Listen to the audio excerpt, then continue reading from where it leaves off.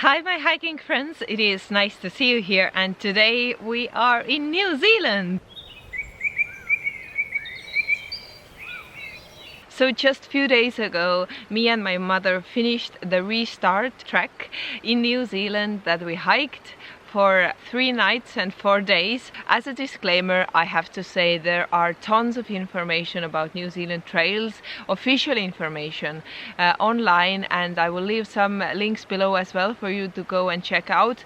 But as a not so seasoned hiker in the mountains and in New Zealand, I found some things that I wish I'd known before. So here are my 7 tips for you if you ever want to do the Rees-Dart trek. The first thing to note is that the Rees-Dart trek is a bit harder trek and it requires good levels of physical fitness. It is also said that on the official page, but I didn't know what it meant exactly.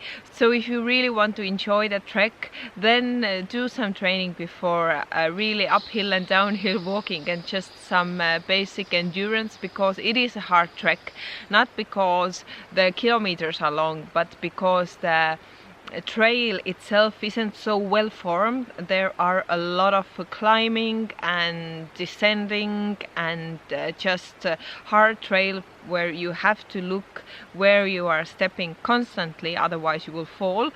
You can do the trail without good physical fitness like we did or we didn't have.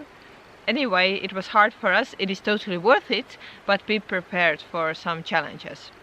The second thing is to note that getting to the track and off the track is the most easiest with shuttle buses, but if you do not want to put so much money onto the shuttle buses, because the company we used asked $55 per person for one ride.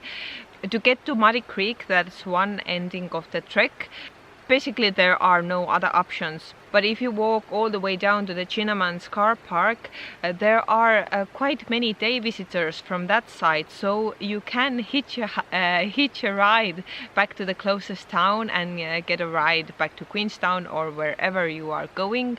So that's an option.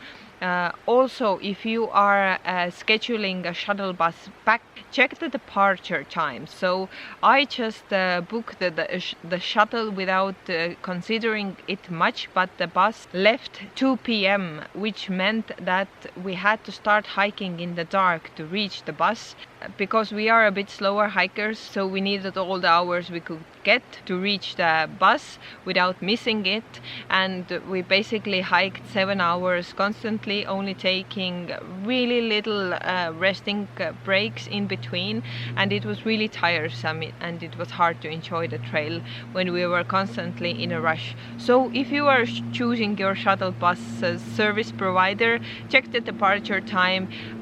Maybe there are some companies that are leaving from the car park after 2, 3, 4 p.m. maybe, then you have more time to finish off the trail. But if not, or if you have good physical fitness, then it should be not so hard for you. The third tip is to definitely plan an extra day to be in the Dart hut, where you can take day trips up to the glacier and back, and maybe some other trips as well. Many people did that, and I am a bit jealous that I didn't plan for it, because the trip to the glacier sounds really amazing. How often can you go and see a glacier up close? And also up the hill there were some amazing views as well. Many people hike only one part of the circuit, the easier part where you don't have to cross the saddle, so they hike up to the Dart hut and stay there for 2 to 3 nights and do just day trips from there. It's a really good option if you do not want to do the saddle or the other side of the circuit, but I would recommend to do it, because of course it's an experience whole on itself, but it's an option. And definitely plan the extra day to be in the hut, because the Dart hut itself is also in a gorgeous setting and the hut is beautiful. So yeah, definitely do the extra day. Number 4, camping. Don't.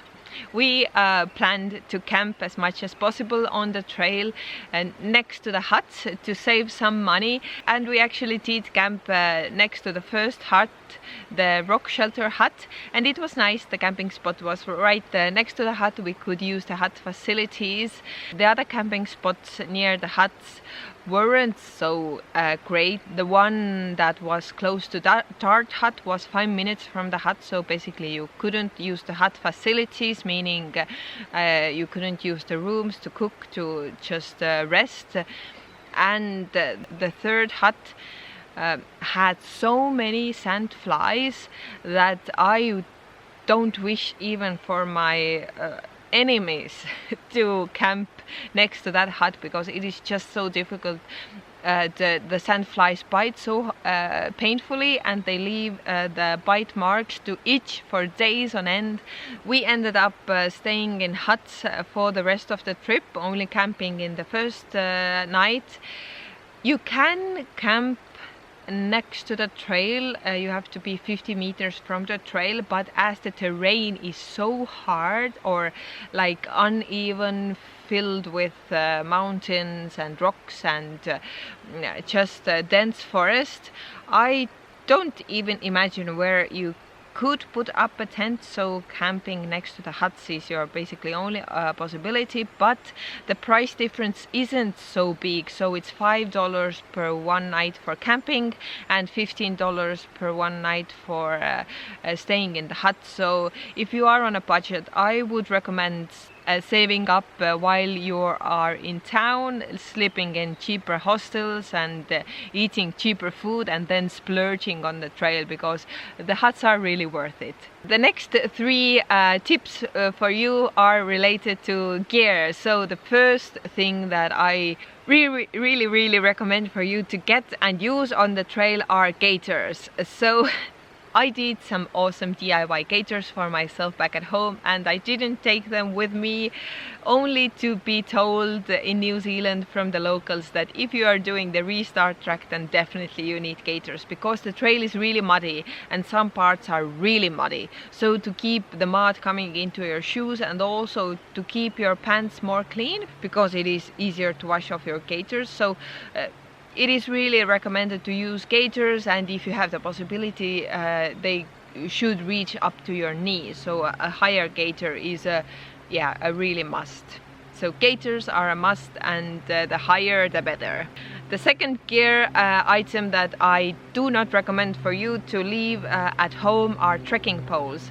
As I said earlier, the trail is really hard and steep at some times, so the trekking poles are essential for you to keep your balance with your backpack on, and they help you not to fall on this really treacherous trail. There are really steep slopes up and down. I was so grateful to have my trekking poles, especially when we were going down, just to support on this slippery and muddy trail that was at times really steep and difficult to descend. And the last tip in the gear category and in this video in general is some mosquito repellent or DEET. Get some repellent with a high percentage of DEET, because as I told you, the sand flies are everywhere and they bite so painfully, and the marks they leave are so itchy. I have scratched my legs and hands like to the point where the skin breaks, because it is they itch so much.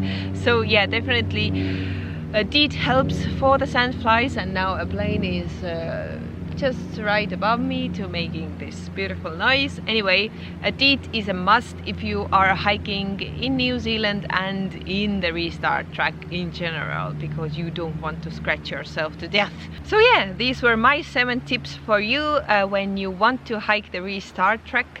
It is challenging, but it is so worth it. I have to say, it's like an entrance gate to the Middle Earth. And of course, read all of the official information as well that I will put in the description box below.